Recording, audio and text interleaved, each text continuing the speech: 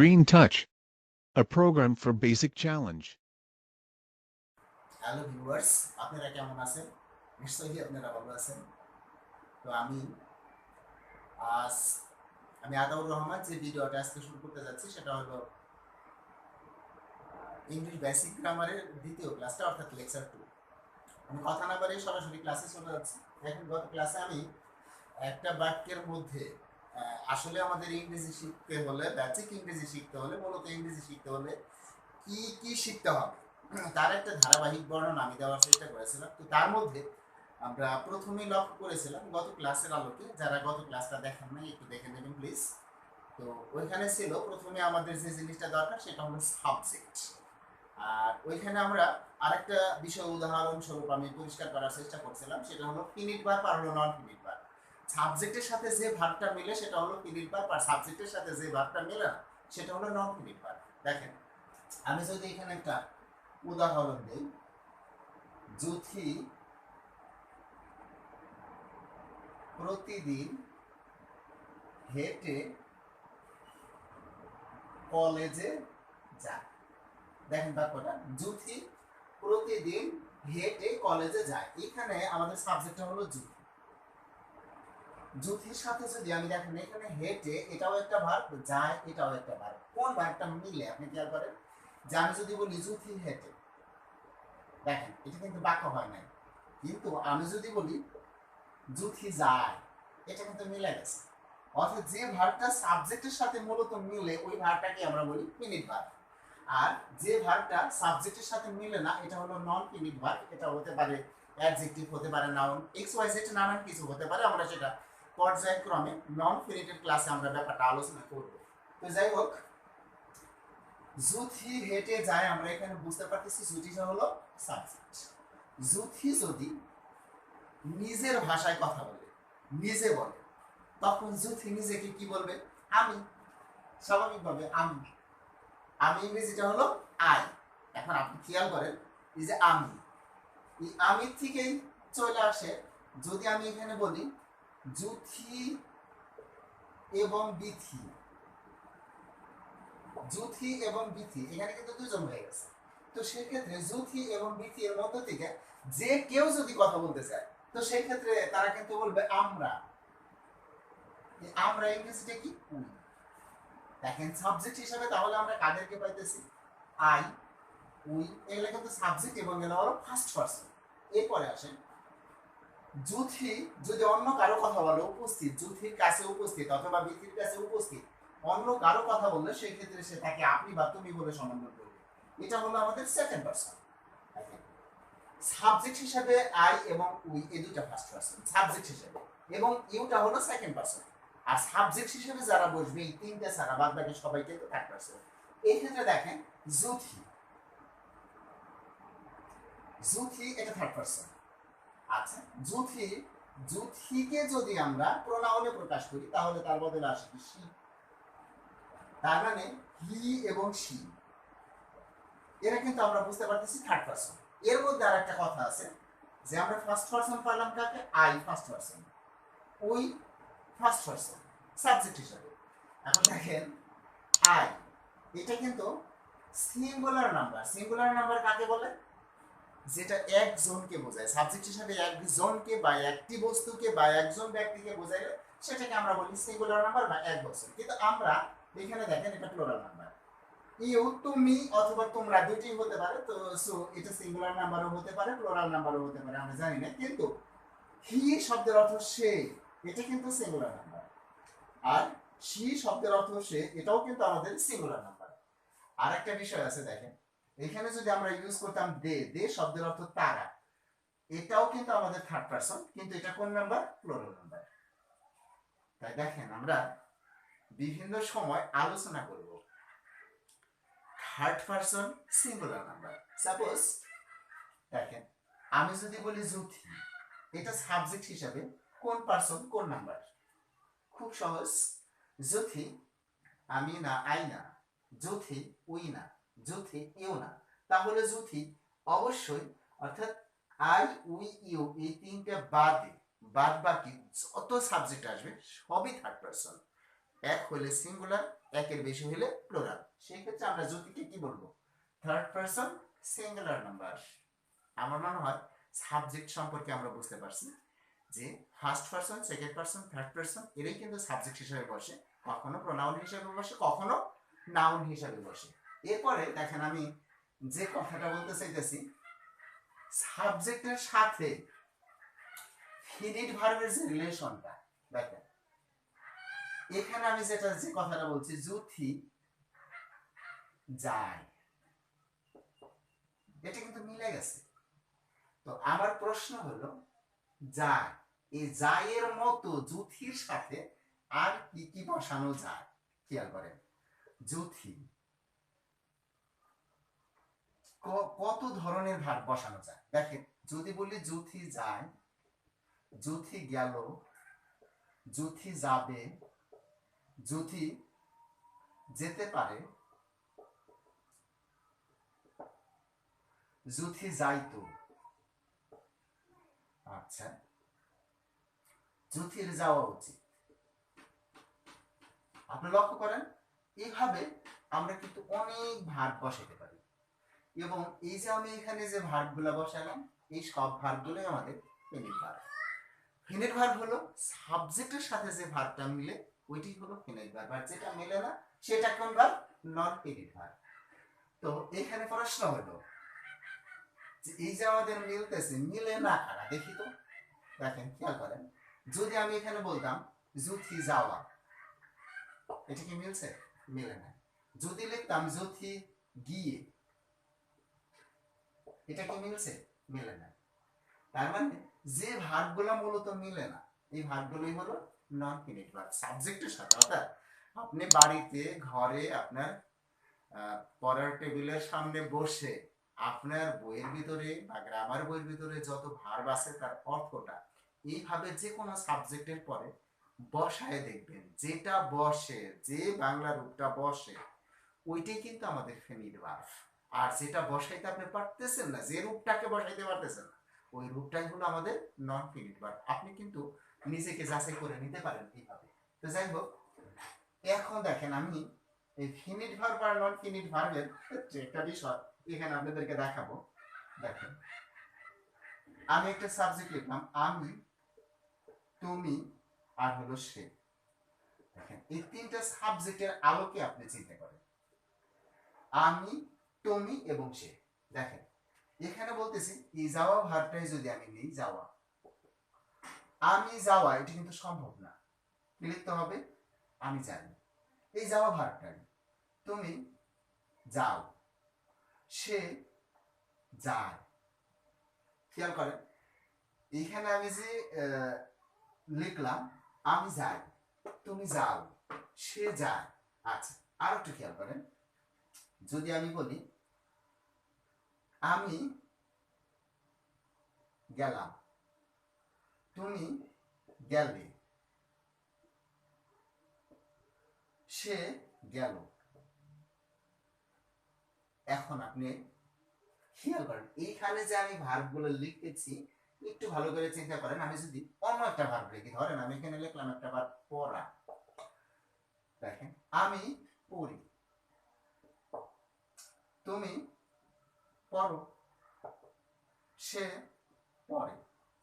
অথবা আমি এইভাবেও লিখতে পারি, আমি পড়লাম, তুমি পড়লে, সে পড়লো। মানে আমি বলতে চাইতেছি, এইগুলা কেন লিখতেছি এত কিছু বলতে চাইতেছি, দেখেন কোন ফিনিট ভার্বের শেষে, দেখেন ভালো করে খেয়াল করেন কথাটা, আপনি কিন্তু বুঝতে পারবেন। বাংলা রূপে কোন ফিনিট ভার্বের শেষে যদি রস্যই, রস্যিকার, ও, ওকার, ইকার আর হলো অন্তস্থ, কয়টা লিখলাম আমি? 6টা। রস্যই, রস্যিকার, ও, ওকার, ইকার, অন্তস্থ। যদি কোনো ফিনিট ভার্বের শেষে এই 6টার কোনো একটা থাকে, আপনি 100-তে 100 ধরে নেবেন ওটা ভার্বের প্রেজেন্ট ফর্ম। ওটা ভার্বের কোন ফর্ম? Present form. এবং ওইখানে যে টেন্সটা হবে ওটাও প্রেজেন্ট ইনডিফিনিট টেন্স, অথবা আপনি বলতে পারেন প্রেজেন্ট সিম্পল টেন্স। দেখেন আপনি যত উদাহরণ দেন এর বাইরে কিন্তু যাবে না কোনোভাবেই। এখানে কোনো অক্সিলারি ভার্ব টাচ করবে না, এর মধ্যে কোনো অক্সিলারি ভার্ব নেই। যখনই কোনো ভার্বের শেষে রস্যই রস্যিকার ও ওকার একার অন্ত্যস্ত যদি কোনো ফিনিট ভার্বের শেষে এই ছয়টার কোনোটা থাকে ওই ভার্বটার সাথে কোনোভাবেই অক্সিলারি ভার্ব অ্যাড হবে না। সাপোজ মনে করেন আমি এগুলাতে উদাহরণ দিতেছি, ধরেন আমি যাই, আবার ধরেন আমি এখানে লিখলাম আমরা পড়ি, ও দিয়ে ধরেন এভাবে বললাম তুমি যাও, অথবা তুমি পড়ো। আচ্ছা, এরপরে আসেন সে যায় সে পড়ে। আচ্ছা দেখেন সবাই ফিনিট ভার্ব। এখন কি করেন, আমি যাই, এই যাওয়া ভার্বের শেষে কি আছে রস্যই, আমরা পড়ি রস্যিকার, তুমি যাও ও, তুমি পড়ো ওকার, সে যায় অন্তস্থ, সে পড়ে একার। এখন দেখেন এইগুলাই কি বলা হয় প্রেজেন্ট সিম্পল টেন্স, আর এটাই প্রেজেন্ট ইনডিফিনিট টেন্স। আর এই ধরনের যত বড় বড় বাক্য আছে, সাপোজ আপনি দেখেন ভাবতে পারেন সূর্য পূর্ব দিকে উঠে, এখানে ফিনিট ভার্ব কোনটা উঠা, দেখেন উঠে, এই উঠে ভার্বের শেষে কি আছে ইকার আছে, তার মানে এই যে ইকার, খেয়াল করছেন প্রেজেন্ট সিম্পল টেন্স বা প্রেজেন্ট ইনডিফিনিট টেন্স। অথবা আপনি যদি এইভাবে বলেন যে আমি একজন মুসলমান হিসেবে প্রতিদিন 5 ওয়াক্ত নামাজ আদায় করি, এই যে দেখেন করি, কি আছে রুশিকার আছে, সুতরাং এটা কোন টেন্স প্রেজেন্ট ইনডিফিনিট টেন্স। এবং আপনি ভালো করে খেয়াল করেন এই বর্ণ বা বর্ণ সমষ্টিগুলো যদি কোনো ফিনিট ভার্বের শেষে থাকে অবশ্যই ওইখানে ভার্বের কোন ফর্ম বসবে প্রেজেন্ট ফর্ম বসবে। সাপোজ যাওয়া ইংরেজিতে কি গো, past form went, past participle from gone। আচ্ছা আমি যাই I go, আমি পড়ি I read, কারণ আমরা জানি রিড ভার্বের তিনটা ফর্ম, রিড একটু উচ্চারণে ভিন্ন আছে, রেড রিড, তো প্রেজেন্ট ফর্ম এটা। তুমি যাও you go, তুমি পড়ো you read, সে যায় he go, কিন্তু এখানে একটা কাহিনী আছে, হ্যাঁ একদম সুন্দরভাবে মাথায় রাখবেন। যখনই আপনি কোন সাবজেক্টের পরে ভার্বের প্রেজেন্ট ফর্ম বসাচ্ছেন, কোন ফর্ম বসাচ্ছেন প্রেজেন্ট ফর্ম বসাচ্ছেন, তখন মাথায় রাখবেন সাবজেক্টটা যদি থার্ড পারসন সিঙ্গুলার নাম্বার হয়, সাবজেক্টটা যদি থার্ড পারসন সিঙ্গুলার নাম্বার হয় তাহলে ওই ভার্বের সাথে ইজ অথবা ইয়ের যোগ হয়। দেখেন এখানে দেখেন সে যায়, আমি কিন্তু এটা বুঝতে পারছি অন্তস্থ দেখে বুঝতে পারছি এটা কোন টেন্স প্রেজেন্ট ইনডিফিনিট টেন্স এবং ভার্বের প্রেজেন্ট ফর্ম, কিন্তু subject third person singular number হওয়ার কারণে এটার সাথে কি যোগ হইল ইয়ের যোগ হইল। অনুরূপভাবে সে পড়ে হি রিডস এর যোগ হইল। এখন আপনার মাথায় আরেকটা প্রশ্ন আসতে পারে যে আমরা বুঝবো কোনটার সাথে এর যোগ হবে কোনটার সাথে ইয়ের যোগ হবে, সেটা বুঝবো কেমনে ভাই? আগে প্রথমেই এইটা বুঝেন, সেটা হলো কি যখন কোনো অক্সিলারি ভার্ব আসতেছে না, সরাসরি ভার্বের প্রেজেন্ট ফর্ম বসতেছে, ঠিক কেবলমাত্র তখনই subject third person singular number হলে ওই সাবজেক্টের পরে ভার্বের প্রেজেন্ট ফর্ম বসলো, ওই ভার্বের সাথে এস বা ইয়ের যোগ হয়। সহজ কথাটা, ভার্বের শেষে যদি ভাওয়াল থাকে, ভার্বের শেষে যদি কি থাকে ভাওয়াল সাউন্ড থাকে, কি সাউন্ড ভাওয়াল সাউন্ড, তাহলে ই এর যোগ হয়। কিন্তু ভার্বের শেষে যদি কনসোনেন্ট সাউন্ড থাকে তাহলে কি যোগ হয় এর যোগ হয়। অথবা এইভাবে মনে রাখতে পারেন কোন ভার্বের শেষে S S S S H C H O X Z এগুলা থাকলে ইয়ের যোগ হয়, আর বাদ বাকিগুলো সাধারণত এর যোগ হয়। তবে একটা ব্যতিক্রম আছে যে কোনো ভার্বের শেষে যদি ওয়াই থাকে, ওয়াইয়ের আগে যদি একটি মাত্র কনসোনেন্ট থাকে তাহলে ওই ওয়াইটা উঠে কি হয় আই হয়, এবং তার শেষে কি যোগ হয় ই এর যোগ হয়। প্রথম কথা হলো সাপোজ মনে করেন সে নকল করে, সে নকল করে, খেয়াল করেন সে হি নকল করে ইংরেজিতে কপি, দেখেন শেষে ওয়াই আছে, যেহেতু ওয়াই আছে ওয়াইটা উঠে আমি কি বসাবো আই, আই বসানোর সঙ্গে সঙ্গে এটা কি ভাউল হয়ে গেল না, আর ভাউল হলে কি যোগ হয় ইস, হি কপিস, কিন্তু কথা হলো যদি বলতাম সে খেলে, এটা যদি লিখতাম হি প্লে, এখানে কিন্তু ওয়াই উঠে, এইখানে ওয়াই উঠে আই হইতো না। কেন হইতো না বুঝতে পারতেছেন?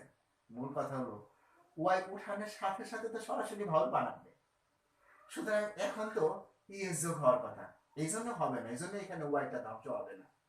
কারণ ওয়াই এর আগে যদি কনসোনেন্ট থাকে তাহলে ওয়াই উঠে আই হবে, আই এর পরে ইএস যোগ হবে। আর যদি ওয়াই এর পরে কনসোনেন্ট, ওয়াই এর আগে যদি কনসোনেন্ট না থাকে সরাসরি এর যোগ হবে। আমার মনে হয় ব্যাপারটা আপনারা বুঝতে পারছেন। তো এখানে সবচেয়ে বড় কথা যেটা, যে আমরা বুঝলাম এখান থেকে যে জিনিসটা আমরা বোঝার চেষ্টা করলাম যে কখন অক্সিলারি ভার্ব বসে, কখন অক্সিলারি ভার্ব বসে না, এইটা আমরা জানার চেষ্টা করতেছি। দেখেন, যদি কোনো ফিনাইট ভার্বের শেষে বা ফিনিট ভার্বের শেষে রস্যই রস্যিকার ও কারে কার অন্তস্থ থাকে, তাহলে কোনোভাবেই কিন্তু কোনোভাবেই ওইখানে কি আসবে না, অক্সিলারি ভার্ব আসবে না, সরাসরি ভার্বের কোন ফর্ম বসবে, প্রেজেন্ট ফর্ম বসবে। আরেকটা বিষয়, এটা গেল হলো আমাদের কোন ফর্ম, ভার্বের প্রেজেন্ট ফর্ম। অনুরূপ ভাবে আমি যদি এখানে লিখতাম, দেখেন আমি পড়লাম, আমরা পড়লাম, তুমি পড়লে বা তোমরা পড়লে, সে পড়লো। এই যে ধরেন আমরা এখানে যে কথাটা বললাম আমি পড়লাম, এখানে দেখেন লাস্টে কি চলে আসছে লাম, এখানে কি চলে আসছে লে, এখানে কি চলে আসছে ল। তার মানে সহজভাবে আমরা বুঝতে পারতেছি যদি ভার্বের শেষে ল লাম লে, অর্থাৎ ভার্বটার শেষে যদি ল আসে, আবার ফিনিট ভার্বটার শেষে যদি ল আসে, তখন আমরা যদি বুঝতে পারি, এটা যদি অভ্যাস না বোঝা, তাহলে সরাসরি সাবজেক্টের পরে ভার্বের কোন ফর্ম বসে, পাস্ট ফর্ম বসে। আর একটা কি বলা হয়, পাস্ট ইন্ডিফিনিট টেন্স বা পাস্ট সিম্পল টেন্স। সাপোজ আমি পড়লাম, আই রেড,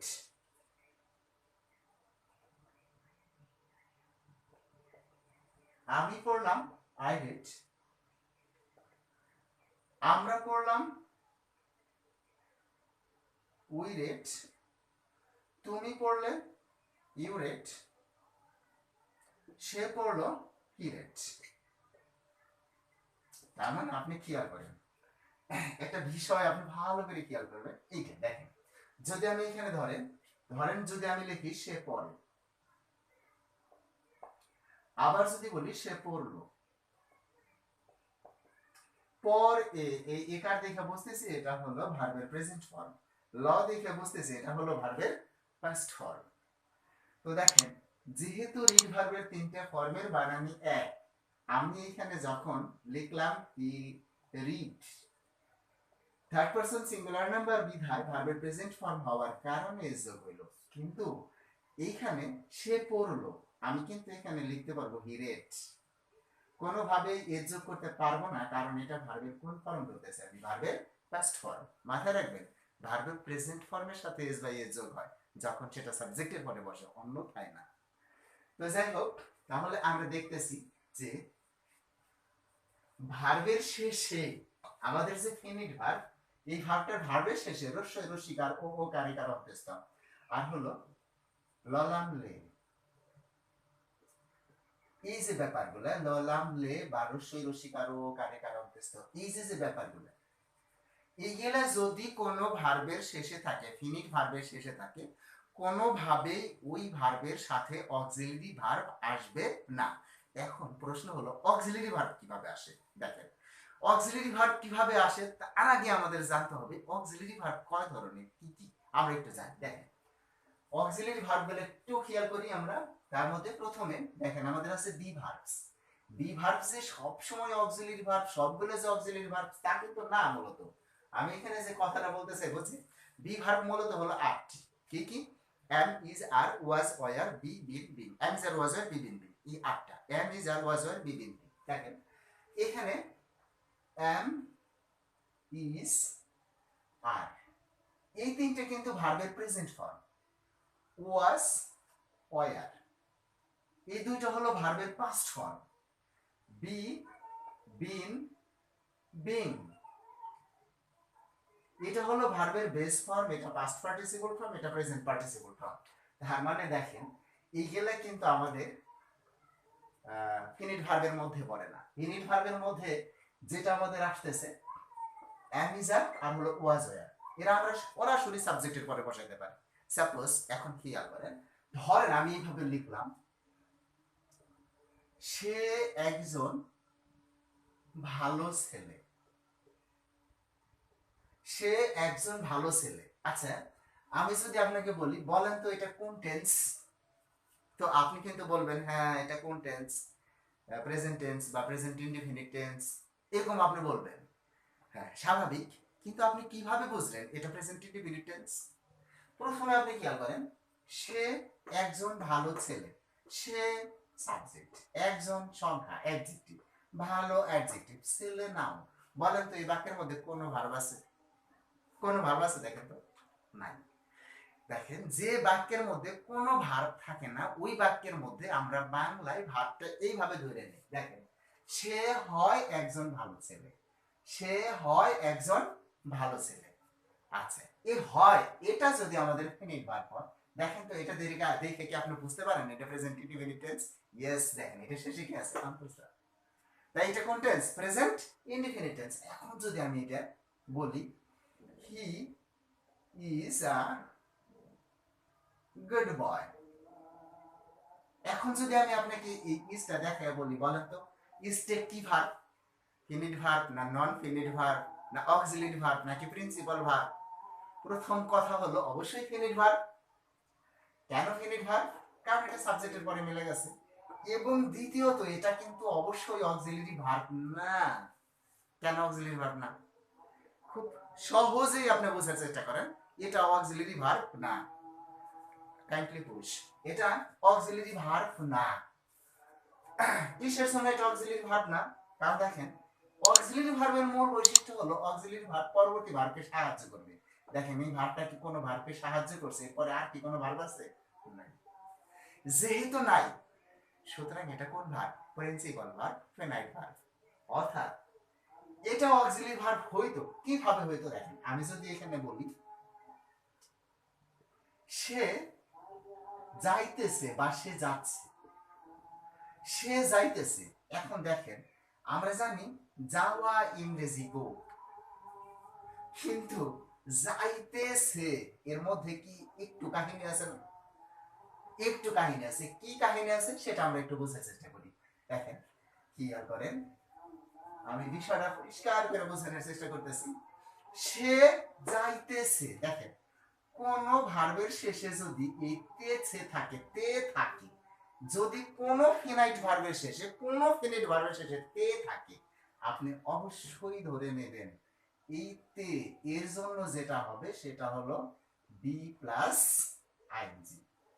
এটা বিং না, কিন্তু অন্য একটা ভার্বের সাথে আইএনজি, বি প্লাস একটা ভার্বের সাথে আইএনজি যোগ হবে। তাই আমি এখানে লিখছি বি প্লাস আইএনজি, এখানে একটু ডট ডট লিখে রাখলাম, বি প্লাস আইএনজি। তার মানে যখনই তে হবে তখনই ওইখানে বি চলে আসবে। বি তে সমান সমান বি প্লাস আইএনজি। এখন দেখেন, এখানে আমি আপনাদেরকে বলবো তে মানেই কন্টিনিউয়াস। ফিনিট ভার্বের শেষে যদি কখনো তে থাকে, তের পরে যদি আরো কিছু থাকে, আর একটা ভার্ব থাকে, দেখেন এই তে মানেই কন্টিনিউয়াস, তে মানেই কন্টিনিউয়াস। খুব সহজ, আপনি বিষয়টা একটু খেয়াল করেন। ধরেন আমি এখানে লিখলাম তে সে, হ্যাঁ ধরেন লিখলাম তে ছিল, লিখলাম তে থাকবে। খুব সহজভাবে আপনি বোঝার চেষ্টা করবেন। তে সে বর্তমান, তো এটার নাম কি হবে? Present continuous. তে ছিল পাস্ট কন্টিনিউয়াস, তে থাকবে ফিউচারকে নির্দেশ করতেছে, তাহলে এটার নাম কি হবে? অবশ্যই ফিউচার কন্টিনিউয়াস। তে সে প্রেজেন্ট কন্টিনিউয়াস, তে ছিল পাস্ট কন্টিনিউয়াস, তে থাকবে ফিউচার কন্টিনিউয়াস। আচ্ছা আপনি খেয়াল করেন, সে যাইতেছে, এটা যে ফিনিট ভার্ব তা তো আপনারা বুঝছেন, যাইতেছে কারণ এটা মিলছে সাবজেক্টের সাথে। এরপরে আসেন, যখনই এই তে আসে তখনই আমাদের ফর্মুলাটা কি? বি আসবেই। তে মানে বি আসবেই, এই যে আমি বি বসাইলাম। এরপরে বি পরে কি বসাবো? একটা ভার্বের সাথে আইএনজি। এখানে ভার্বটা কি? যাওয়া। যাওয়া ভার্বটা কি? গো। এই গো ভার্বের সাথে আমরা আইএনজি যোগ করব। কিন্তু এই যাইতেছে দেখে আমরা কি বুঝলাম? তখনই বি মানে, বি মানে এম ইজ আর, দেখেন, তাই দেখেন এখানে কি চলে আসলো, হিজ গোয়িং, সে যাইতেছে, হি ইজ গোয়িং। আচ্ছা, অনুরূপ ভাবে যদি আমি এখানে লিখতাম সে যাইতেছিল, দেখেন আমি এখানে লিখলাম হি, এরপরে দেখেন যেহেতু তে আছে তাহলে কনফার্ম বি তো আসবেই, এবং যাওয়া ইংরেজি কি, গো। আর যেহেতু তে থাকলেই বি প্লাস ওই ভার্বটার সাথে আইএনজি, আমি আইএনজি যোগ করে দিলাম। আচ্ছা, এখন এই তে ছিল এটা অতীতকে নির্দেশ করতেছে, তাই বি মানে কি, ওয়াজ বা ওয়ার। সে যাইতেছিল, হি ওয়াজ গোয়িং। আবার দেখেন, এরপরে দেখেন যদি আমি বলি সে যাইতে থাকবে, ভালো করে খেয়াল করেন, তে যেহেতু তে আছে কোনো কথা নাই, আমার বি আসবে, এরপরে আমার ভাবটার সাথে কি হবে, আইজে যোগ হবে, স্বাভাবিক। কিন্তু যেহেতু থাকবে, ব নির্দেশ করতেছে, ব আসলেই কোনো কথা নাই, যদি এরকম ব আসে, ব আসলেই তখন ওইটার আগে কি বসবে, একটা উইল, এই যে উইল। তাই দেখেন, সে যাইতে থাকবে, হি উইল বি গোয়িং, সে যাইতেছে, হি ইজ গোয়িং, সে যাইতেছিল, হি ওয়াজ গোয়িং, সে যাইতে থাকবে, হি উইল বি গোয়িং। বোঝার চেষ্টা করেন, সে যাইতেছে, ইজ গোয়িং। এখন দেখেন, আপনি খুব সহজেই মনে রাখবেন, তে মানে কন্টিনিউয়াস, তে মানে কন্টিনিউয়াস, তার মানে এখানে যেই তো বলতেছে সে যাইতেছে, তার মানে এটা কন্টিনিউয়াস টেন্স। কোন কন্টিনিউয়াস, বর্তমানকে নির্দেশ করলে প্রেজেন্ট কন্টিনিউয়াস, অতীতকে নির্দেশ করলে পাস্ট কন্টিনিউয়াস, আর ভবিষ্যৎকে নির্দেশ করলে ফিউচার কন্টিনিউয়াস। স্বাভাবিক, সে যাইতেছে বর্তমানকে নির্দেশ করতেছে, তাই এটা প্রেজেন্ট কন্টিনিউয়াস। সে যাইতেছিল, he was going, past continuous. সে যাইতে থাকবে, he will be going, future continuous. খুব সহজ না? দেখেন, এইখানে আমি যে জিনিসটা বোঝাইতে চাইতেছি এইটাই কিন্তু আমাদের কি, ফিনিট ভার্ব।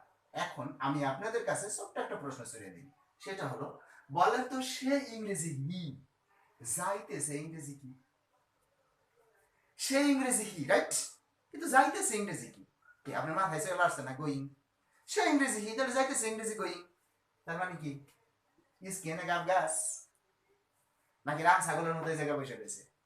ভাই পরিষ্কার হন, ব্রেনের ভিতরে ব্যাপারটা একদম ক্লিয়ার হন। সে ইংরেজি হি, রাইট, আর যাইতেছে ইংরেজি ইজ গোয়িং। আন্ডারস্ট্যান্ড?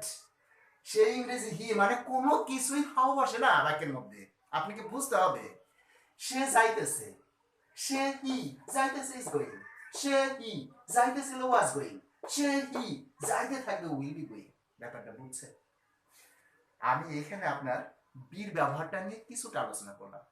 মোটামুটি মনে হয় ভিডিওটা হাউ মেনি মিনিটস,